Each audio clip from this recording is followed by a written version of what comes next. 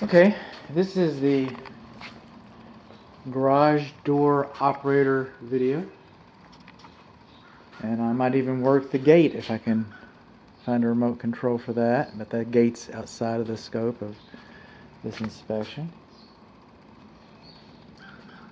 Got a metal panel overhead door. It looks like it's in pretty good shape.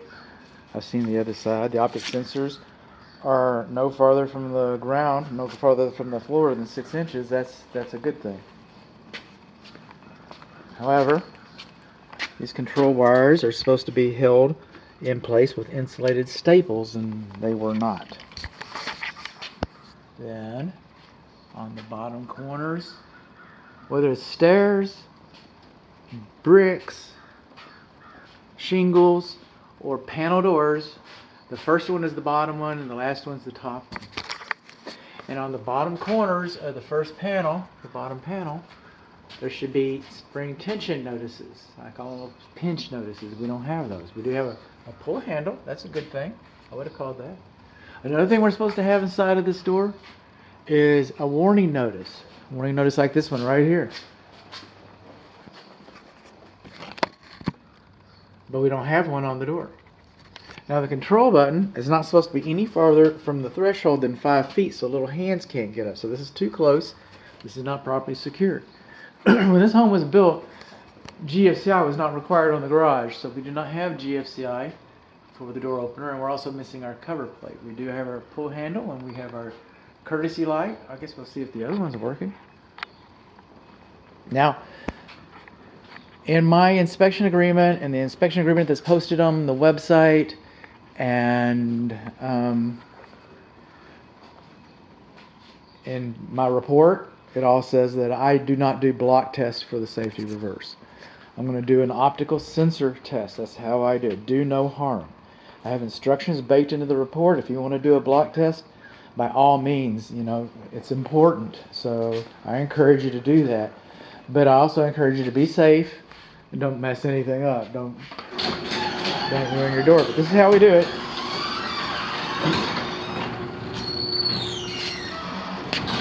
There we go. Got the safety reverse and one of our courtesy lights. So the home faces east, so it's the west courtesy light.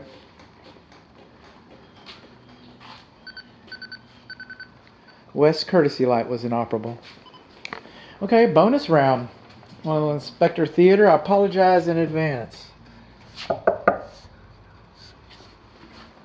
Actually,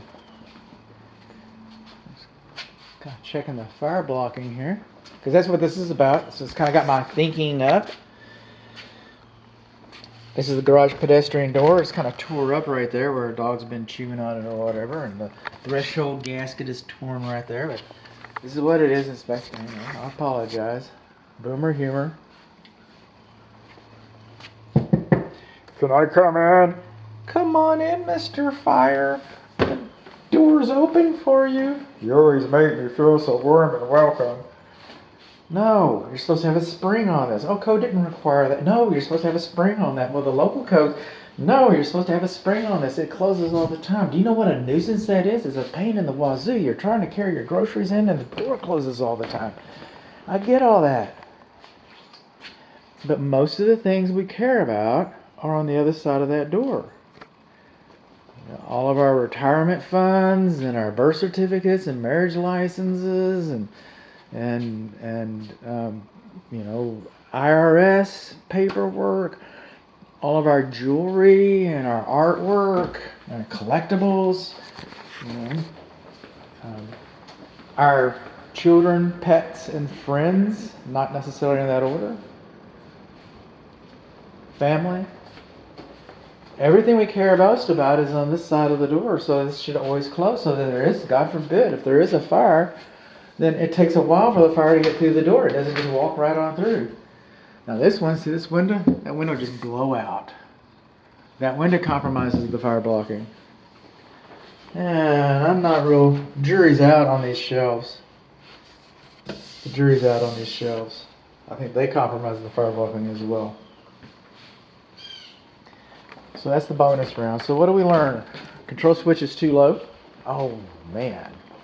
We learned that our control wires We don't have staples on those. We learned we didn't have GFCI and the West courtesy lights out. We learned we don't have a warning notice on this and spring tension notices on this. We also learned one other thing, by the way.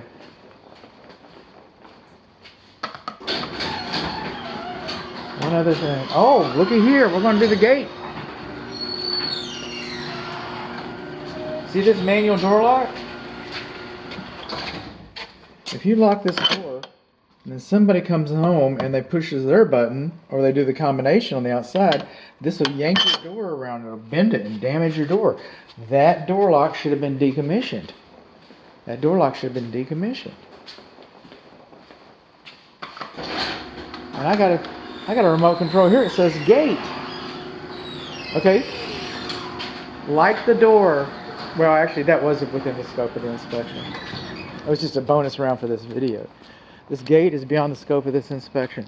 That being said, there's a couple things that I can look for, so let's look. One, the chain is loose and the chain is rusty. We do have a warning notice on the gate. That's a good thing.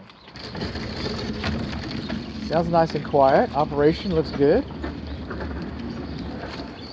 I wanted to get back here anyway because I wanted to see the gas meter. That's your gas meter on the alley side of the fence. And that's your automatic gate. Come on. Oh, great. No good deed goes unpunished. I can't get this thing to close? Oh, dear.